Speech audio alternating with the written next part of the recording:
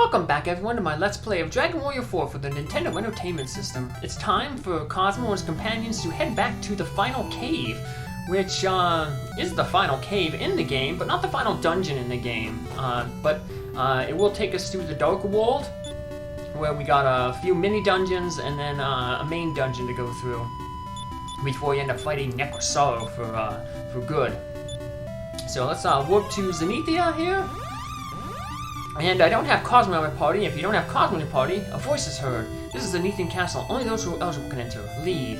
So yeah, you have to have Cosmo in your party to step into the castle. Once you're in the castle, though, you can, just put whoever you want in there. But we'll have Cosmo go through the final cave here, since he didn't get to experience it in the last episode.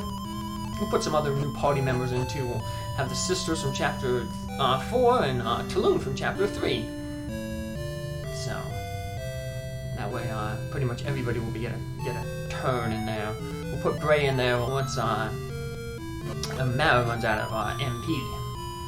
So we'll just switch the mages out.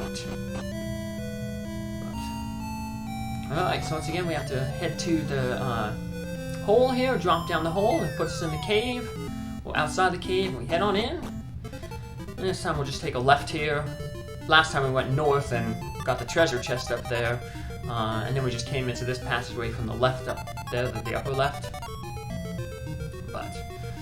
So now we're going to, rather than go to the third exit in this loop, we're going to go to the second, because that's going to take us around to where we need to go for the rest of the treasure and take us deeper into the underworld.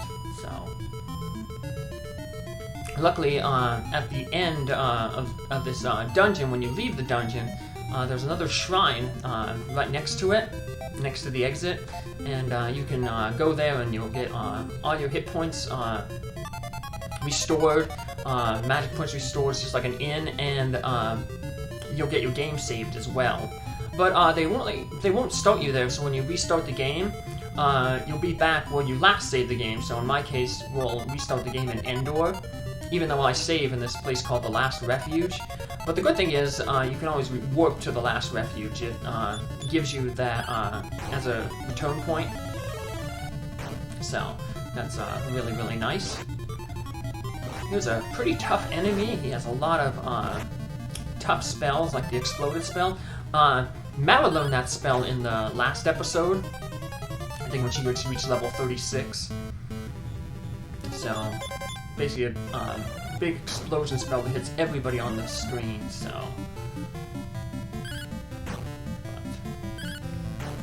he has a lot of hit points.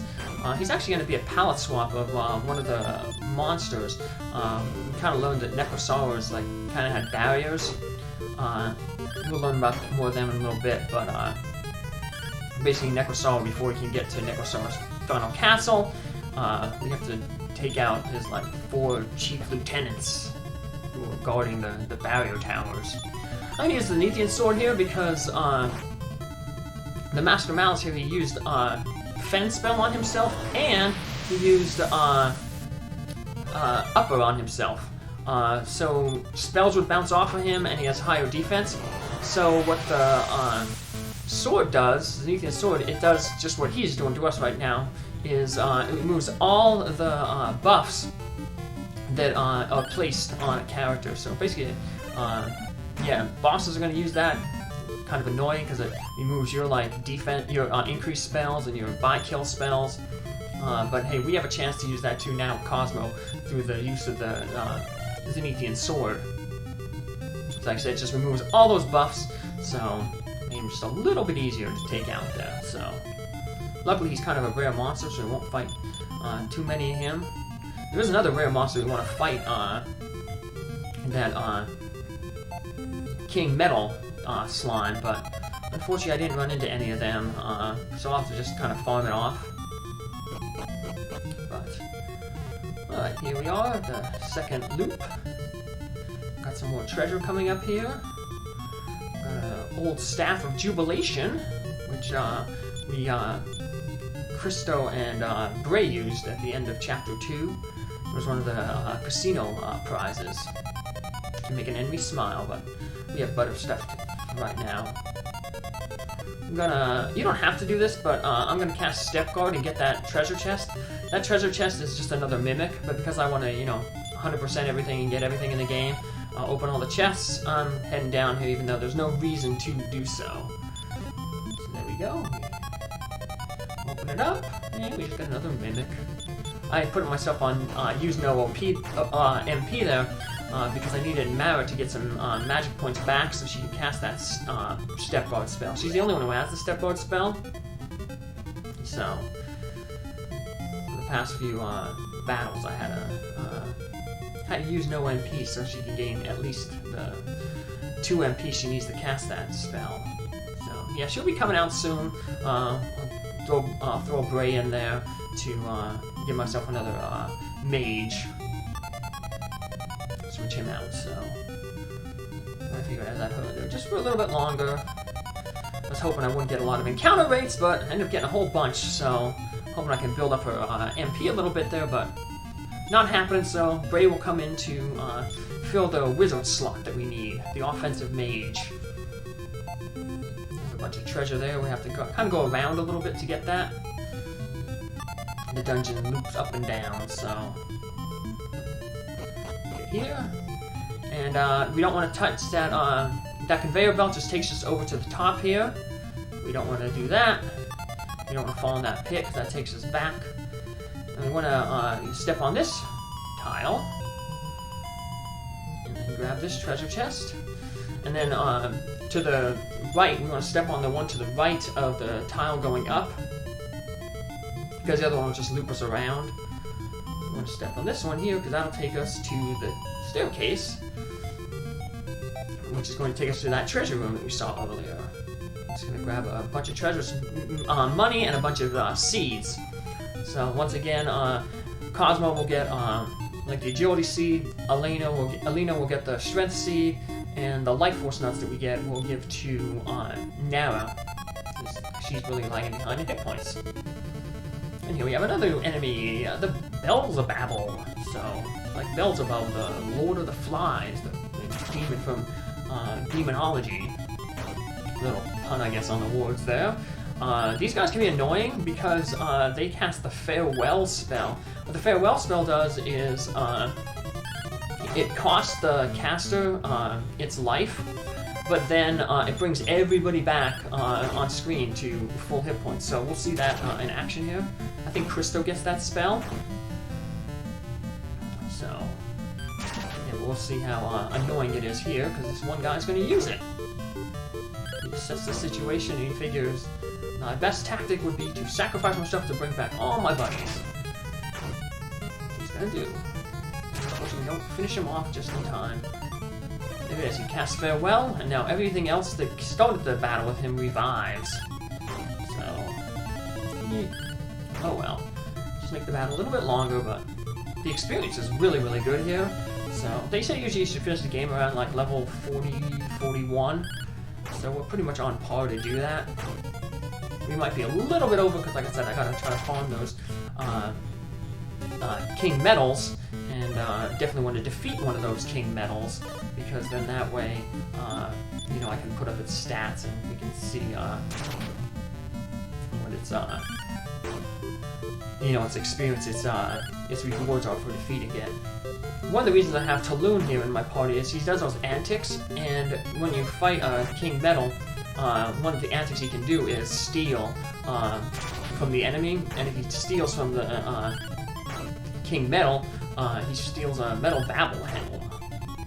So that's that helm that you could get for turning in 20 medals. We instead chose to turn in those 20 medals for 3 additional hats of happiness and Sword of Miracles. So 18 instead of 20, and that leaves us with that'll leave us with 3 medals, small medals in total at the end in our vault.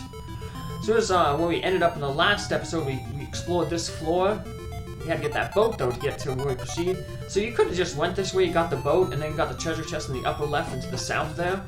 But like I said, if you step on those tiles, if you disembark on the conveyor tiles from the boat, then you can't get back onto the boat, and you're going to have to backtrack. So you just got to be careful if you do that way to not use those conveyor tiles. So now we're pretty much in the final part of this tower. We're just gonna, surprisingly, we start at the top of the tower and head on down to the base. We got another new enemy here. At this point is where we can start running into those king medals. But like I said, unfortunately, I don't get any. I didn't feel like farming right now, so we can do that in another episode. So I didn't know how long this episode would run because it was actually almost like 40 minutes. But all the battles that I was getting into, they were really long.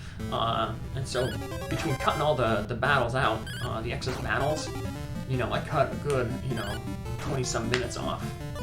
So I didn't realize it would be this short, but yeah, it's okay. We'll get that a little later, so maybe the next episode. Alright. So before, we want to fall down this hole here, but first we want to head down, because there's a treasure chest over here on the side, and it's more of those life force nuts, so now we're going to get 2 of them. We'll do that off screen, of course. And then we'll just head back up to drop down to get to that shield, or that treasure chest there, which is a shield. I spoiled what's in it. It's the mirror shield. A good shield for Christo. Ragnar can also use it, but he has that other shield, the Aerolus shield, which casts the expels. That shield has a little bit better defense, but the shield, the mirror shield, reduces damage, spell damage, and can have a 25% chance to reflect spells back at the caster. Ragnar will eventually get that shield, probably for the bonus episodes when I grind out metal babble shields for Christo, Bray, Nara, and Mara. Is this the final refuge? I've been waiting for you. Necrosaur has barriers around his palace. His evolution is in progress. Unless you break the 4 barriers, some mysterious force will prevent your progress. Break the barriers first. Best of luck to Cosmo and his companions. That heals us up here. We can save on the Imperial Scrolls of Honor. And even though we saved here, when we start off, like I said, we'll start off in Endor, but we can warp back to here. So that's what we'll do in our next episode. Take care, have a good day. Bye!